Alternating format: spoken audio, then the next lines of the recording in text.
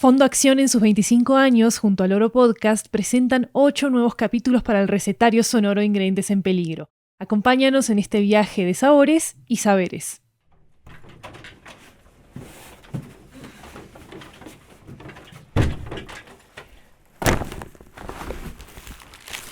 Pescado, caracol, sopa, ñame.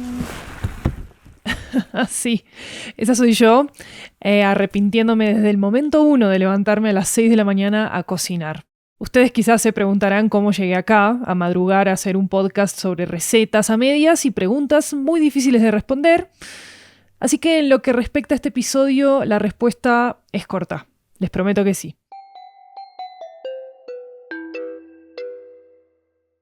A lo largo de mi vida me tuve que mudar de país un par de veces. Uno de esos lugares en los que viví y con el que sigo teniendo una historia es con el Caribe, específicamente con Puerto Rico.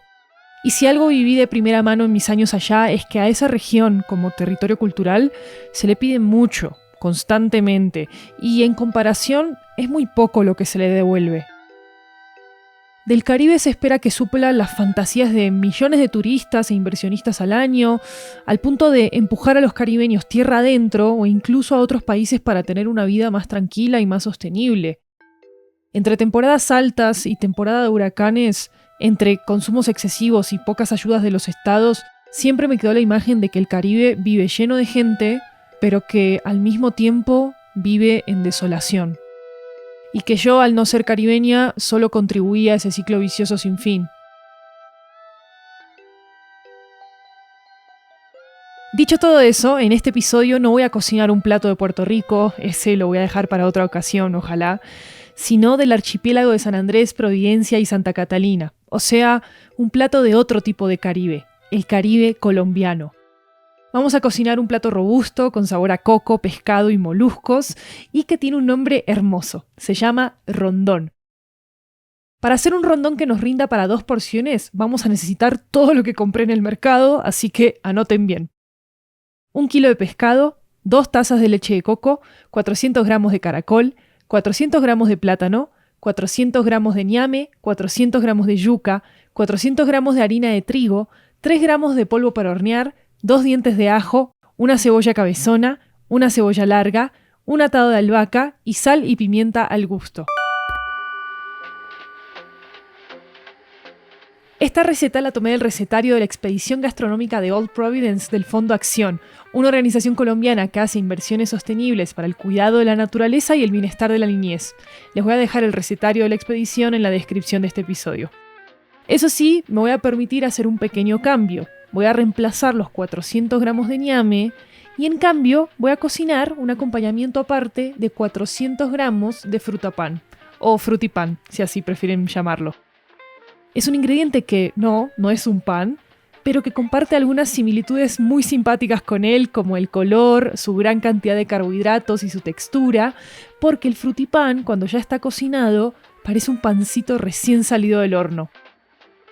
Esta fruta crece en árboles altos y robustos de los patios de San Andrés y podría reemplazar cualquier pasta, cualquier arroz, hasta el punto de salvar la vida de miles de sanandresanos.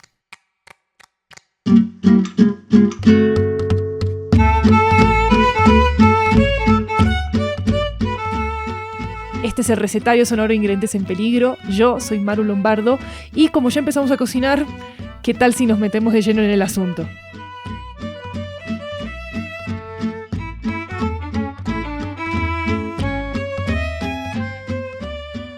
Este ensayo, o lo que sea que estoy haciendo acá, lo podemos empezar con una película, El Motín del Bounty, de 1962, del director Louis Milestone.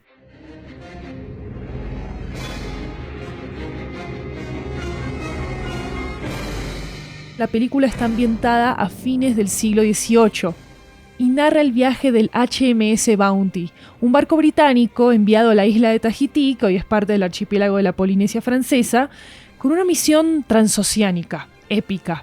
Tiene que recolectar plantones de un árbol, que se conoce científicamente como Artocarpus altilis, para transportarlos a las colonias británicas del Caribe. Gentlemen, we're about to embark on a very momentous journey. Personally, I'm proud to be part of it. El horticultor inglés a cargo de esta expedición dice que estos árboles van a servir como fuentes de alimento únicas en el Caribe.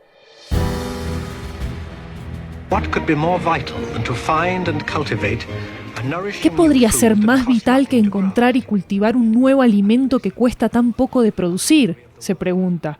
Una bendición para los pobres y los hambrientos del mundo. Lo dice porque asegura que la fruta es tan nutritiva que una persona puede vivir con ella como su único alimento.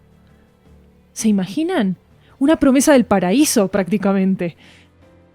Ese era el destino glorioso del árbol del pan. Cuando el barco llega a las tierras frondosas de Tahití, la cámara se detiene sobre las hojas anchas y brillantes del árbol. Parecen casi elásticas, fibrosas, sin ser rígidas. Entre ellas se ven lo que algunos describen como un par de cocos verdes con pullitas.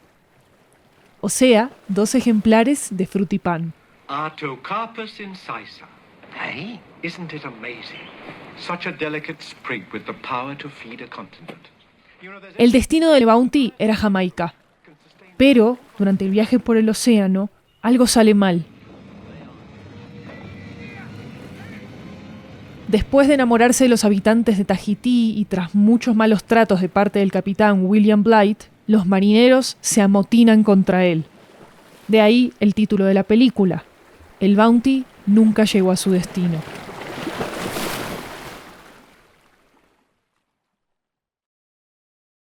La historia real del motín del Bounty es bastante parecida a la de la peli.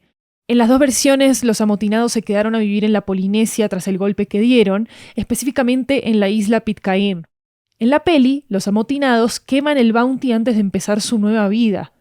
Y en la historia real, Inglaterra no se quedó sin cumplir con su misión.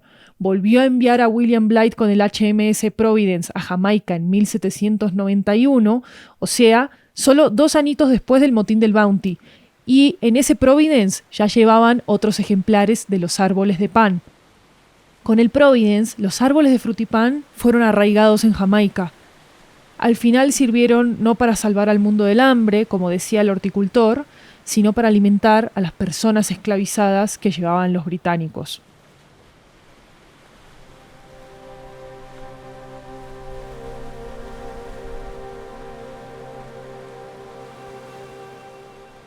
A más de 810 kilómetros de distancia, los indígenas misquitos ya se habían cruzado con los ingleses y los africanos traídos al archipiélago de San Andrés, Providencia y Santa Catalina desde hacía más de 100 años. Y es en esa interacción de siglos donde empieza a fundamentarse lo que hoy conocemos como la cultura raizal. La comunidad nativa del archipiélago que se distingue por su inglés creol, la fuerte influencia de la religión protestante en su día a día y su relación mucho más cercana a la cultura jamaiquina que a la colombiana. Una cultura que ha hecho que parte de sus raíces sea, entre muchas otras cosas, el árbol de frutipán, por el cual les estoy echando todo este cuento. La comunidad raizal reside en San Andrés, pero está mucho más presente en los demás bastiones del archipiélago, Providencia y Santa Catalina. San Andrés es la isla más grande de las 3, pero sigue siendo una isla pequeña. Para que se hagan una idea, se le puede dar una vuelta completa en moto en solamente 1 hora. Según el Departamento Nacional de Estadística de Colombia, en 2025, entre San Andrés y Providencia, había aproximadamente 62.000 habitantes. En la isla mayor, poco menos de la mitad eran raizales. Nosotros anteriormente éramos nativos. A raíz de la reforma de la Constitución en el 91, el mismo Estado dijo que teníamos que buscar un nombre que encajara dentro de la costumbre o dentro del territorio nacional. Y entonces aquí mismo nosotros nos reuníamos y se tomó la decisión de decir raizal. Ella es Clotilde Henry, la cabeza de la posada Clisses Place y presidenta de la Asociación de Posadas Nativas de San Andrés. Estamos hablando en su posada, una casa de madera, de porche amplio y muchas enredaderas. La raizalidad es por las raíces no es porque... Sí, es por las raíces. Yo, por ejemplo, puedo mostrar que yo tengo 6, 7 generaciones. Yo soy la sexta, la séptima de mis hijos son la octava, mis nietos. Sí, entonces uno lo puede mostrar. Eso es lo que significa la raizalidad. Sí. ¿Y cada vez hay menos raizales de muchas generaciones en San Andrés? Sí, se está acabando. Se ¿Por está qué? acabando. Porque los matrimonios mixtos, entonces se está acabando. Pero sin embargo, se lleva la raizalidad. Se lleva pues el concepto de raizalidad, que no es solamente esa descendencia, también tiene muchos otros factores ser raizal. ¿Cómo cuáles? Por ejemplo, la lengua lo hace a uno raizal, nosotros somos dueños de la lengua, la gastronomía también, pero lo principal es la descendencia, sí. Es difícil estimar exactamente cuántas personas raizales hay en el archipiélago hoy.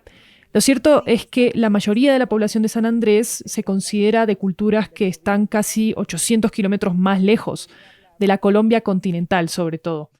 Muchos pudieron haber nacido en Santa Marta, en Barranquilla, Cartagena, incluso en Bogotá. Pudieron haber nacido en San Andrés y ser de padres o abuelos continentales incluso.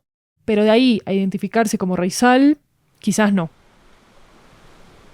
Esa pregunta por la identidad ancestral en medio de un territorio que ve ir y venir a cientos de miles de turistas al año parece una paradoja, algo imposible de sostener en medio de la distancia geográfica que San Andrés tiene con el resto de Colombia. Pero San Andrés vive de conectarse con la tierra continental a pesar de esa distancia. No sobrevive del aislamiento. El turismo y el comercio por barco son la prueba de ello todos los días. Y en medio de tantas idas y vueltas, el árbol de frutipán puede vivir hasta 100 años en una sola parcela. 4 generaciones nacido y crecido en San Andrés prácticamente. Un árbol tan raizal que tiene sus propias especies de frutipán. Antes de llegar a la isla, sabía que en el mundo hay más de 100 especies de nuestra fruta estrella, que en el Caribe se concentran más de 30 de dichas especies, y que en el archipiélago de San Andrés, Providencia y Santa Catalina se identificaron 3 especies que fenotípicamente son de ahí y de ninguna otra parte del mundo. Esto lo cuenta una nota de TV Agro, que es un canal de televisión especializado en el sector agropecuario colombiano. Una de esas especies es un frutapán pequeño, otra es una con forma de voleibol, otra es oblonga, y en Providencia, además, hay un primo genético del frutapán que es un poquito más grande y más amarillo, que se llama el jackfruit o la yaca. Había escuchado también que el árbol se cultiva a partir de esquejes de un árbol adulto, que se decía que a cada esqueje había que enterrarlo en luna llena para que empezara a dar raíces, y que cada plántula, para que creciera, debía nutrirse de algas del mar. Todo lo que decían sobre el frutipán para mí era impresionante, hasta que me lo encontré cara a cara y lo admiré aún más.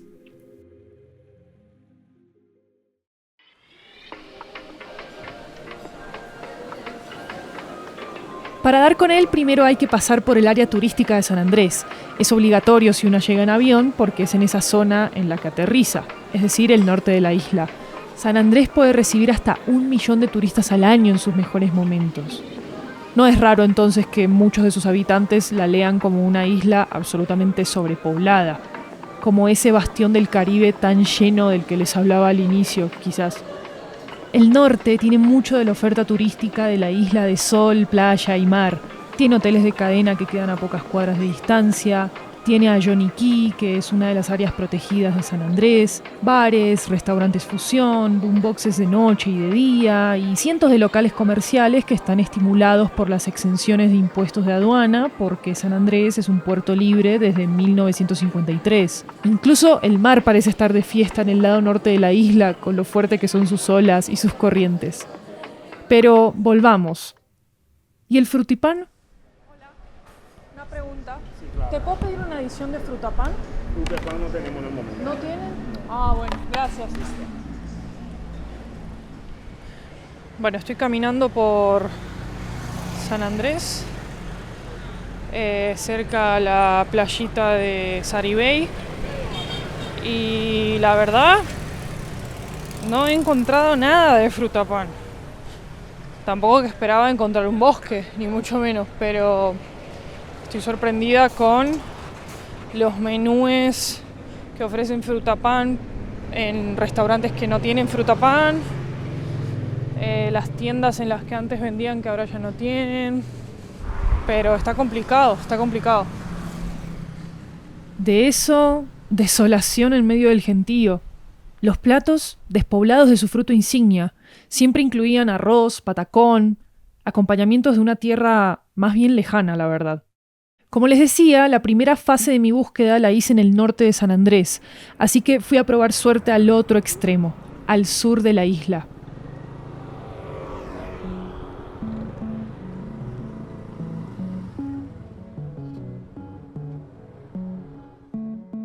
No es que no haya hoteles ni turismo por la parte sur de San Andrés. Al fin y al cabo, en esa zona hay atracciones como la Cueva de Morgan o el Hoyo Soplador, esos espectáculos geológicos y acuáticos que son estampas obligatorias para los visitantes. Pero sectores del sur como San Luis tienen una oferta más variada de hoteles, con dueños locales, también dueños raizales. En esta zona de la isla percibí mucho más la frondosidad de los árboles que las edificaciones blancas.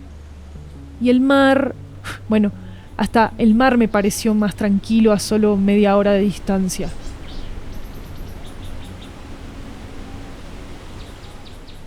Se me ocurrió que en esta zona menos ruidosa, un poco menos invadida de edificios y resorts, podía haber más biodiversidad, como si el árbol de frutipán necesitara de cierto tipo de vibra para crecer.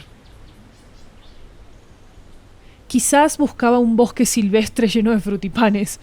Al fin y al cabo, el árbol necesita un suelo rico en nutrientes para crecer en abundancia, y de eso San Andrés ha sufrido mucho por varias razones. Como me explicó Alexander Smith, que es microbiólogo agrícola y trabaja en la Secretaría de Agricultura, los suelos de la isla fueron afectados por la histórica tala de árboles de todo el archipiélago. Era un bastión de venta de madera al exterior. La demanda de estos árboles y de varios cultivos también generó un uso constante de fertilizantes tóxicos a lo largo de las décadas. Y es paradójico, pero aunque en San Andrés llueva todo el año, sus suelos son de origen coralino y son arcillosos. Y además no tiene un sistema de riego o almacenamiento de agua adecuado para su agricultura. Todo esto hace que su suelo sea seco, pobre en nutrientes. El uso de fertilizantes tóxicos no se queda ahí, también fluye como un veneno y fluye hasta el mar. Los arrecifes coralinos los reciben con las lluvias del Caribe colombiano. Esto es una cadena trófica, ¿no? Sí, alrededor de los corales es donde los peces desovan, se alimentan y es una red dependiente, una red trófica donde el uno depende, se beneficia del otro y así sucesivamente hasta beneficiarnos a nosotros los humanos por medio de la captura de los peces, crustáceos y demás. Todo lo que nosotros hagamos acá en tierra termina impactando allá el ecosistema marino. Pensemos en los arrecifes como selvas, pero debajo del agua. Son la única estructura construida por animales que se puede ver desde el espacio. Los arrecifes forman una barrera en la que habitan otras especies marinas, desde peces hasta moluscos y crustáceos, y también proporcionan una barrera natural contra marejadas fuertes de aguas adentro. Perderlos es trágico para todas las formas de vida, incluyendo la nuestra, la vida humana. Para evitarlo, el Fondo Acción ejecuta proyectos en San Andrés con iniciativas como Fiwi Reef, que significa nuestro arrecife en lengua creol raizal. Con esta iniciativa se conservan y restauran ecosistemas, se fortalecen negocios locales que tengan beneficios para los ecosistemas y las comunidades, y se busca mejorar los modos de vida de comunidades que dependen de los arrecifes. Por supuesto, también promueve dejar de usar agroquímicos tóxicos para la agricultura del archipiélago y así tener suelos sanos, plantas sanas y personas sanas. En medio de este contexto y de los esfuerzos de muchos actores por cambiar la situación de la agricultura en San Andrés, el frutipán resiste y resulta que crece solitario donde una menos se lo espera. No era un paraíso desolado de gente lo que tenía que buscar para encontrarlo. Era un sector más poblado, lleno de casas y de carreteras de concreto, y que está en la parte alta de la zona montañosa de San Andrés, desde donde se puede ver todo el océano a la distancia. A ese sector se le conoce como La Loma, y allí también se concentra la mayor población raizal de la isla de San Andrés. Yo no entendía al principio a dónde tenía que ir, entonces caminé mucho al recontrapedo hasta llegar al lugar donde tenía que llegar, que era por el lugar donde yo no me había metido, ¿me entendés? Así le estaba contando yo a Rodrigo cómo había salido mi aventura en una llamada telefónica desde San Andrés. Estaba haciendo mi búsqueda por el sector de La Loma, cerca de la primera iglesia bautista de San Andrés, cuando de repente...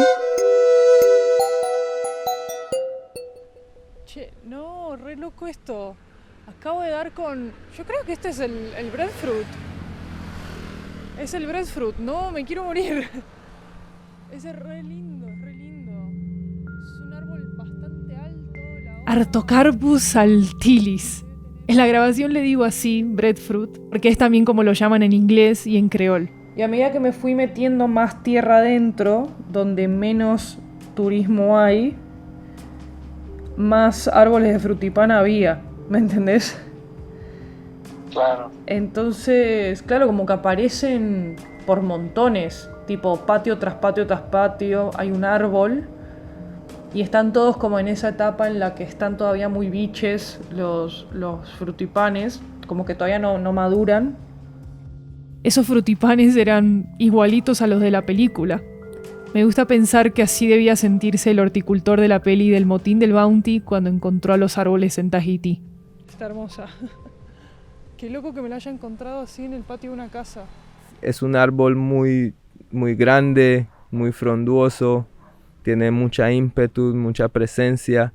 Es como si fuera parte y madre de otras plantitas. Allá en La Loma también conocí a Jan Forbes, un hombre raizal en sus 30 años más o menos que se dedica de lleno a su emprendimiento, Morgan's Breadfruit.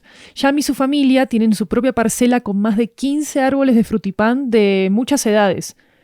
Vende tajadas de la fruta y ayuda a otros sanandresanos a cuidar sus propios árboles. Sí, es un árbol demasiado resistente, por eso es tan importante ahora, digamos, para la resiliencia en el cambio climático, porque es un árbol que se adapta, digamos, a tierras muy pobres en nutrición también.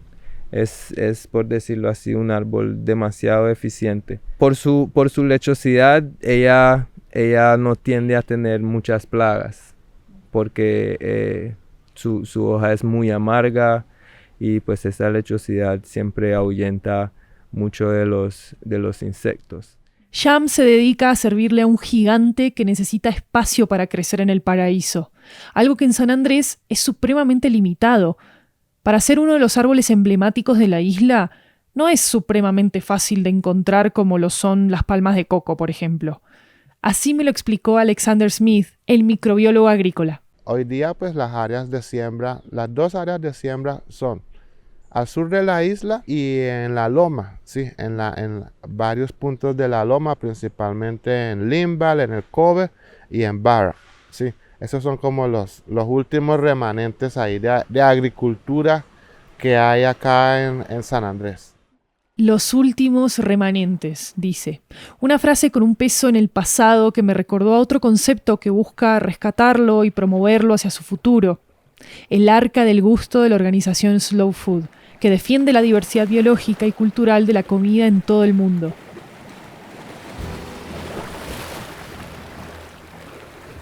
Si ustedes tuvieran que poner los gustos que salvarían de nuestro mundo por toda la eternidad, ¿cuáles pondrían? ¿El chocolate? ¿La vainilla? ¿El café? No importa cuál sea, solo piensen si ese sabor lo consideran suyo, de su propia historia. El arca del gusto es como un recetario sonoro de ingredientes en peligro, pero con mucho más alcance y una perspectiva mucho más global. Y un equipo más grande, sin duda. Es un repositorio de slow food que registra ingredientes que podrían estar en riesgo en muchísimas partes del mundo. Y el frutipán de San Andrés fue nominado porque desde los años 50 ha dejado de estar presente en la gastronomía general de la isla. Slow Food trabajó en San Andrés hasta el año 2020. Pero yo en 2025 me di cuenta de lo mismo que me explicaba Liliana Vargas, que es antropóloga y una de las que se encargó de la nominación del frutipán al Arca del Gusto.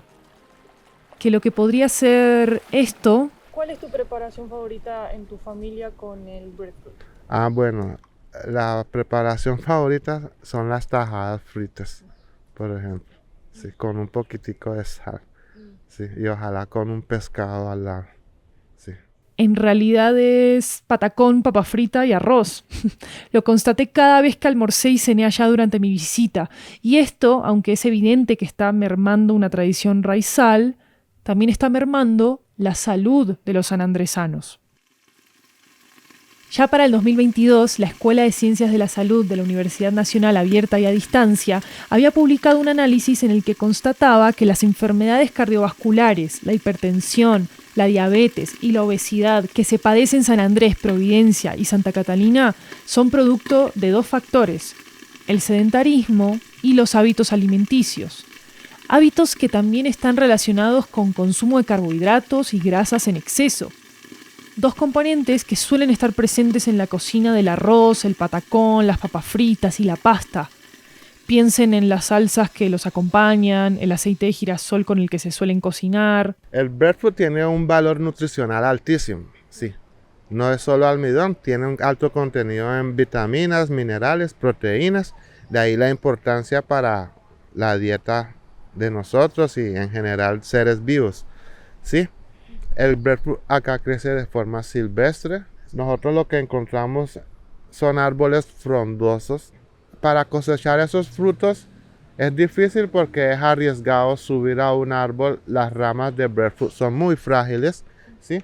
Y al cosecharlas, de pronto con un gancho o algo, ellas caen al suelo, se golpean y pues eso causa una necrosis en el fruto y se pierde parte del fruto, sí, se pierde parte del fruto. Esa es la principal causa por la cual se pierden muchos, porque la altura.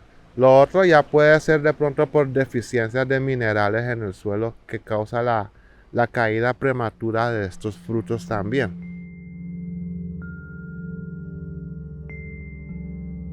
El frutipán puede ser una alternativa carbohidrática a los ultraprocesados e importados. Entonces, ¿cómo se puede promover esta fruta? Pareciera que para lograrlo, lo raizal en San Andrés debe defenderse a capa y espada, porque es lo raizal lo que defiende el cultivo de frutipán. Es el pueblo originario de San Andrés quien tiene mayor conocimiento y vínculo con el árbol. Por una parte, por su relación histórica con él, pero también porque es el único que podría contar con la autonomía real para plantarlo en un territorio con el espacio tan limitado como en el archipiélago de San Andrés. Si decide, obvio, asumir su raizalidad hasta las últimas consecuencias. En Colombia, la esclavitud se abolió en 1851. Este proceso le dio a muchas familias raizales tierras en el archipiélago sobre las cuales instalarse y vivir. No hacían falta más papeles, ni títulos, ni cercas para delimitar las tierras. Como explica un artículo de La Silla Vacía que se llama La isla que se repite, la cultura raizal nunca tuvo una mentalidad de propiedad privada. La tierra no se compraba ni se vendía, se heredaba por palabra, se transmitía por tradición oral. Cada parcela tenía un nombre y una historia, y todos en la isla sabían a quién pertenecía, no porque lo dijera un papel, sino porque lo decía la comunidad. Por eso casi nunca había pleitos, ni por linderos, ni por casas, ni por nada. El mismo artículo cuenta que los ancestros raizales tenían un profundo sentido del honor y la honestidad. Por ejemplo, si alguien necesitaba tierra para vivir o sembrar, podía usarla de un vecino mientras conseguía la suya. Era un acuerdo basado en la palabra. Y nadie, por más tiempo que pasara allí, reclamaba esa tierra como propia. Eso fue así, a grandes rasgos, hasta los años 50. Hasta que las leyes de Colombia llegaron al archipiélago. Las normas sobre propiedad, como la prescripción adquisitiva de dominio y otras cosas, chocaron con la tradición raizal. En lugar de proteger los derechos ancestrales, los debilitaron. Y así empezó una pérdida que todavía duele. Con la llegada del puerto libre, el comercio y la inyección de capital de afuera se dispararon, y también la compra de tierras por parte de extranjeros y colombianos que no eran isleños. La tierra, que antes era memoria y sustento, se volvió mercancía. Allí empezaron los conflictos.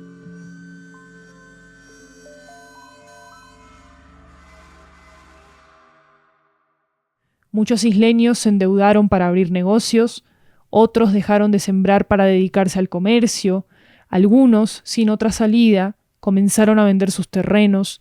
Cuando no podían pagar, entregaban lo único que tenían, o sea, su pedazo de tierra. Hermanos se peleaban entre ellos, había envenenamientos y asesinatos por quedarse con una u otra propiedad. Y así cambió la isla, de un lugar donde la palabra bastaba para cuidar la tierra, a un lugar donde el papel la podía arrebatar. San Andrés y las demás islas del archipiélago fueron perdiendo esa forma particular de organizar sus tierras. El reconocimiento del Estado en este despojo tardó en llegar, pero llegó. La colombianización constituye el origen de esas vulneraciones a la identidad propia. Hablamos de la imposición de la lengua española, la llegada sin control de familias del continente, la educación bajo la dirección de la Iglesia Católica, muchas otras cosas. Y como parte de esas reparaciones históricas, muchas tierras todavía hoy también están siendo restauradas a sus familias raizales originales.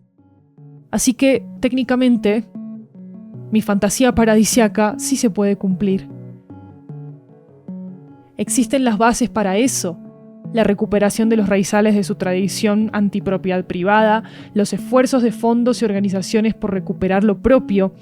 Sería también la fantasía del horticultor del Motín del Bounty, una isla llena de árboles de frutipán que hagan de este territorio del Caribe un lugar más poblado de árboles y más biodiverso, donde además se valore la cultura raizal, donde el turismo reconozca y cuide la naturaleza, donde además se comprenda que el mar es fundamental para la vida también.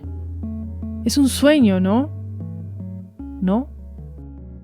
Bueno, eso desde mi revelación personal, no sé, tratar de entender desde mi propio punto de vista por qué nos deberíamos sentir raizales, y me ha llevado a esa contemplación del cambio, ¿no?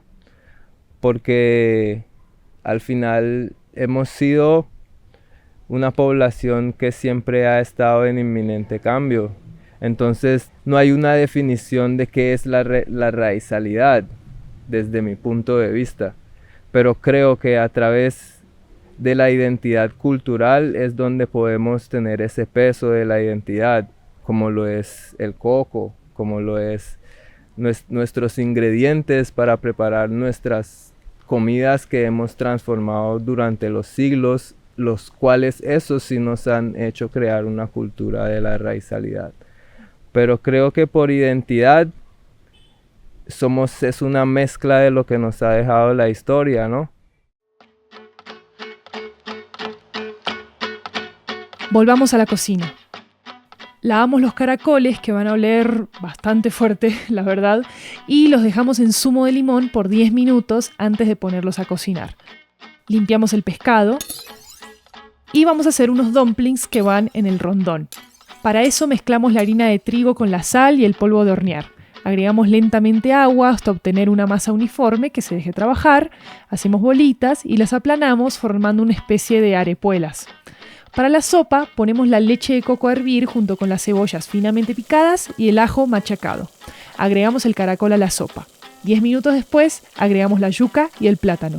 Y ponemos a sofreír las tajadas de frutipán en un poquito de aceite hasta que estén doraditas. 15 minutos después agregamos el pescado a la sopa. Agregamos los dumplings y cocinamos por 10 minutos más. Terminamos con sal y pimienta al gusto.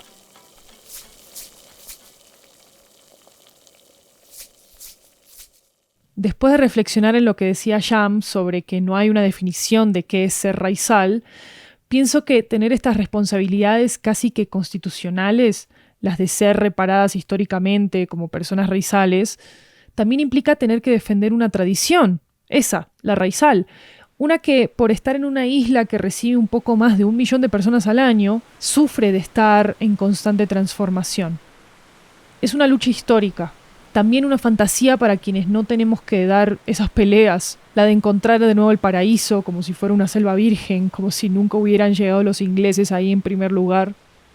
Pero el frutipán demuestra que puede crecer en lugares con concreto, casas y pocos nutrientes. Demuestra que incluso puede dar sus propias variedades con el paso del tiempo. ¿Por qué no extender ese fruto de la raizalidad al resto de la isla y que no quede solo en sus remanentes? ¿Por qué no adoptarlo desde el Estado? ¿Por qué no mejorar el presente y el futuro de la alimentación en el archipiélago con una herramienta del pasado? Así, cada habitante de San Andrés podría comer más de esta delicia, de un paraíso que han construido con sus propias manos.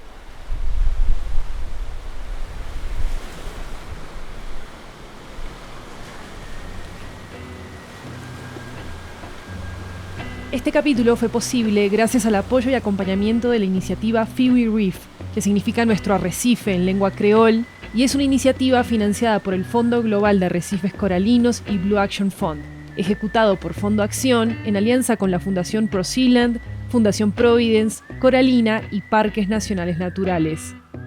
Gracias especiales a Jan Forbes, a Clotilde Henry y a Alexander Smith por sus testimonios para este episodio. Pueden conocer mucho más del recetario sonoro de Ingredientes en Peligro en Instagram en @loropodcast y en el canal de YouTube del Fondo Acción. Escritura y reportería de este episodio, Maru Lombardo, editado por Rodrigo Rodríguez. Diseño sonoro, Maru Lombardo. Toda la línea gráfica del recetario sonoro de Ingredientes en Peligro es de Sebastián Márquez. El tema original es de Alejandro Jaramillo, la administración ejecutiva es de Sillón Studios y pueden encontrar los créditos completos adicionales de este episodio en la descripción del mismo. Gracias por escuchar y por cocinar.